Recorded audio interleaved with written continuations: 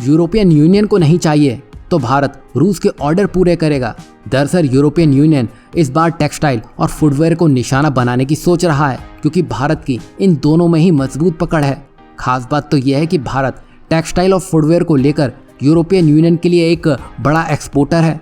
खासकर फुटवेयर की बात करें तो भारत 50 से 70% इसका विदेशों में ही एक्सपोर्ट कर देता है। वहीं यूरोपियन यूनियन पर्यावरण को मुद्दा बनाने में लगा है और इसी के बहाने वो अपनी रोटी सेकने का काम कर रहा है, क्योंकि यूरोपियन यूनियन और भारत के बीच में ट्रेड डेफिसिट है और यूरोपियन यूनियन इसको बैलेंस करने के इरादे से भारत को दबाने का मूड बना चुका है। क्योंकि यूरोपियन यूनियन भारत पर ऐसे ही रोक नहीं लगा सकता है, इसके लिए उसे बहाने की जरूरत है। और जो आज की डेट में सबसे अच्छा बहाना उसे मिला है वो पर्यावरण का मुद्दा है, क्योंकि ये खुद तो पर्यावरण की चीरफाड़ करके अपने आप को विकसित कर चुके हैं। अब जब भारत इनको टक्कर देता हुआ दिखाई दिया तो इन्होंने टैरिफ की बाढ़ भारत पे लाद दी है। वहीं टेक्सटाइल और फुटवेयर बनाने में बहुत सारे रसायन और ऊर्जा का इस्तेमाल होता है, साथ ही उनके प्रोडक्शन में काफी कचरा भी पैदा होता है। तो वहीं अब यूरोपियन यूनियन का कहना है कि वहां बिकने वाले प्रोडक्ट्स को अब ज्यादा टिकाऊ और बार बार इस्तेमाल करने लायक और कम ऊर्जा खर्च करने वाला होना चाहिए।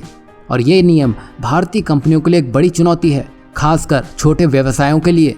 उन्हें अब ज़्यादा टिकाऊ और पर्यावरण के अनुकूल प्रोडक्ट बनाने होंगे। वहीं यूरोपियन यूनियन के नियमों को चुनौती देना भारत के लिए एक रणनीतिक फैसला होगा, क्योंकि WTO में भी बात जाएगी तो वो इतनी जल्दी इस मामले को हल नहीं करेगा।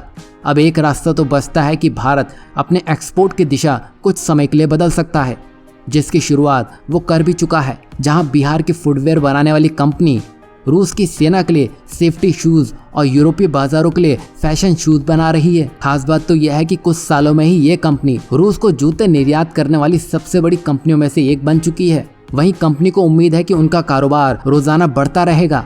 इसका मतलब यह है कि उन्हें रूस से लगातार ज्यादा ऑर्डर मिल रहे हैं, जो उनके लिए बहुत अच्छे संकेत हैं।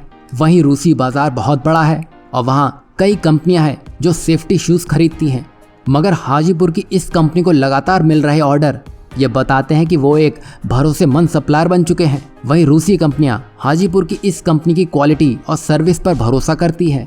वहीं जहां एक तरफ यूरोपियन यूनियन को अपनी रोटी सेकना ज़्यादा सही लगा, तो वहीं भारत ने इस समस्या का हल ढूंढ निकाला और अब ट्रक भर भर कर रूस को जूते भेजे जा रहे हैं, जो भारत की रफ्तार धीमा नहीं पड़ने देगा। साथ ही यूरोपियन यूनियन के ये जले पर नमक का काम करेगा, जो भारत की रणनीति का ही हिस्सा है।